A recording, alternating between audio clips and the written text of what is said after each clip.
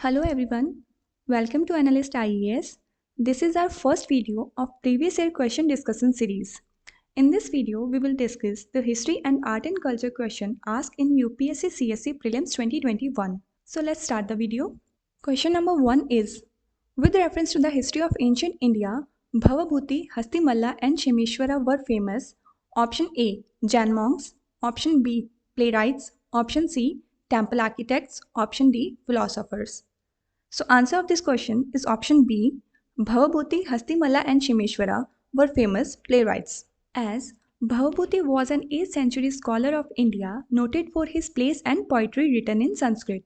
The works attributed to poet Bhavabhuti were Mahavir Charita depicting the early life of Rama, Malti Madhva, a play based on the romance of Malti and Madhva, and Uttar Ramcharita depicts Rama's coronation, the abandonment of Sita and their reunion. Hastimalla was 13th century Kannada poet and writer in Hoysala Empire. He wrote Puru Purana. Shemeshwara was an 11th century Sanskrit poet from Kashmir in India. One of the important works attributed to him is the Savatar Charita. Question number 2 is, consider the following statements. Statement number 1, the Montagu-Chelmsford reforms of 1919 recommended granting voting rights to all the women above the age of 21. Statement number 2, the Government of India Act of 1935 gave women reserved seats in legislature. Which of the statements given above is or are correct? Option A, 1 only. Option B, 2 only. Option C, both 1 and 2. Option D, neither 1 nor 2. So answer of this question is option D, neither 1 nor 2. Statement number 1 is incorrect because the Montagu-Chelmsford reforms of 1919 did not recommend granting voting rights to all women above the age of 21. Although it recommended the voting rights to women in limited numbers to be extended on the basis of property, tax, or education. Statement number 2 is incorrect because the Government of India Act 1935 gave women separate electorate and did not reserve seats for women in legislature.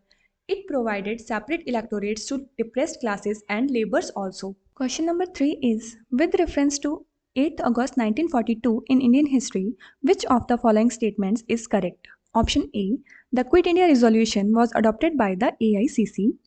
Option B, the Viceroy's Executive Council was expanded to include more Indians. Option D, the Congress ministries resigned in 7 provinces.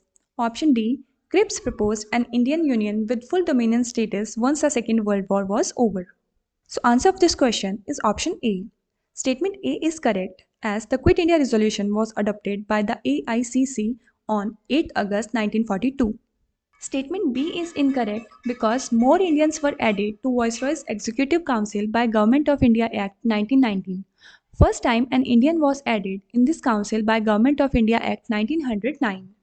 Statement C is incorrect as Congress resigned from ministries in 7 provinces in 1939 as they decided not to support war as India could not be a party to a war for democratic freedom while that freedom was being denied to India.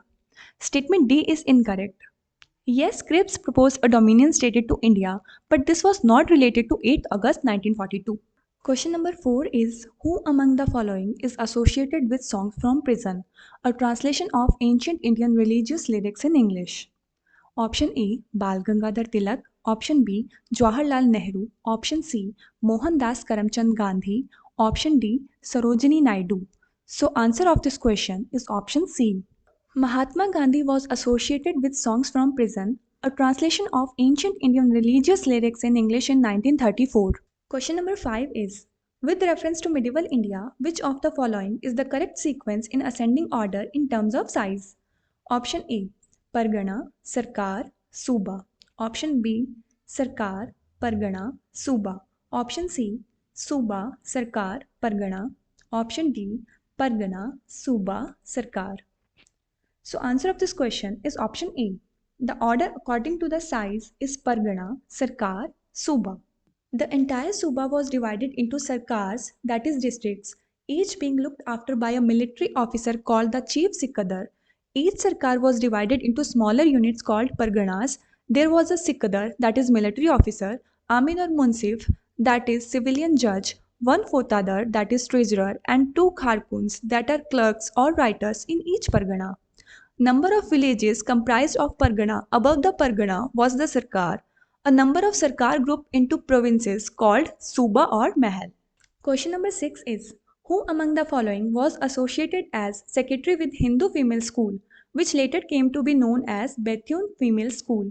Option A, Annie Besant. Option B, Debendranath Tagore. Option C, Ishwar Chandra Vidyasagar. Option D, Sarojini Naidu. So answer of this question is option C. Ishwar Chandra Vidyasagar was the secretary of Bethune School established in 1894, also known as Hindu Female School. He was one of the pioneers of higher education for women in India. Question number 7 is, in the context of colonial India, Shahnawaz Khan, Prem Kumar Sehgal and Gurbaksh Singh Dhillon are remembered as option A, leaders of Swadeshi and boycott movement, option B, members of the interim government in 1946, option C, members of the drafting committee in the Constituent Assembly, option D, officers of the Indian National Army. So answer of this question is option D. Prem Kumar Sehgal, Shahnawaz Khan and Gurbaksh Singh Dhillon were officers of Indian National Army whose trial were held in 1945 at the Red Fort in Delhi. This was the first trial of INA prisoners of wars. Question number 8 is, with reference to Indian history, which of the following statements is or are correct? Statement number 1, the Nizamat of Akad emerged out of Hyderabad state. Statement number 2, the Mysore kingdom emerged out of Vijayanagara Empire. Statement number 3, Rohilkhand kingdom was formed out of the territories occupied by Ahmad Shah Durrani. Select the correct answer using the code given below. Option A, 1 and 2. Option B, 2 only. Option C, 2 and 3 only. Option D, 3 only. So answer of this question is option A. Statement 1 and statement 2 are correct. Statement number 1 is correct because the Nizamat of Carnatic was a dependency of Hyderabad Deccan and was under the legal purview of the Nizam of Hyderabad until its demise. Later it emerged out of Hyderabad. Statement number 2 is correct because the Mysore kingdom, which was founded and ruled for most part by the Hindu Vodiyar family, initially served as a vassal state of the Vijayanagara Empire. Statement number 3 is incorrect because the kingdom of Rohilkhand arose under the declining Mughal Empire in 1721 and continued to exist until 1774 when annexation by the British transformed its significantly reduced borders into the princely state of Rampur. Question number 9 is, which of the following statements is correct? Option A, Ajanta caves lie in the gorge of Vaghora river. Option B, Sanchi Stupa lies in the gorge of Chambal river. Option C, Pandulena cave shrines lie in the gorge of Narmada river. Option D, Amravati Stupa lies in the gorge of Godavari river. So answer of this question is option A.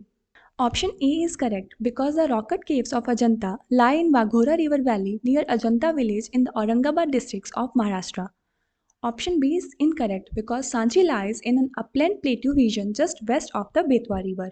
Option C is incorrect because Pandulena Caves is ancient rocket sculptures complex located at Gomai River. Panduleni Caves is also known as Nasik Caves, Tirthankar Leni, Panch Pandav or Pandavleni Jain Caves. The Pandavleni name, sometimes given to the Nasik Caves, has nothing to do with the characters Pandava, characters in the Mahabharata epic. Option D is incorrect because Amravati Stupa is located in the gorge of Krishna River. Question number 10 is, consider the following statements. Statement number 1, 21st February is declared to be the International Mother Language Day by UNICEF. Statement number 2, the demand that Bangla has to be one of the national languages was raised in the Constituent Assembly of Pakistan. Which of the above statements is or are correct?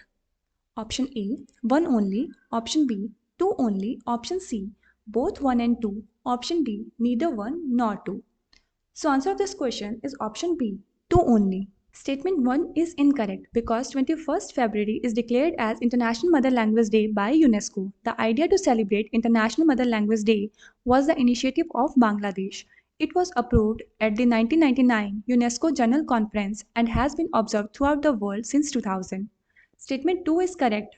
In 1948, the then Governor General of Pakistan, Muhammad Ali Jinnah, declared that Urdu and only Urdu would be the official language.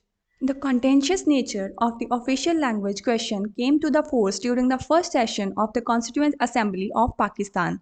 A member from East Bengal, Dhirendra Nath Datta, moved a motion to include Bengali as one of the languages of the Constituent Assembly along with English and Urdu. The motion was rejected. Bengali was eventually granted official status in 1956. So this is the part 1 of UPSC CSE Prelims 2021 previous year questions of history, art and culture. We'll meet you soon with second part. Stay connected. Thank you.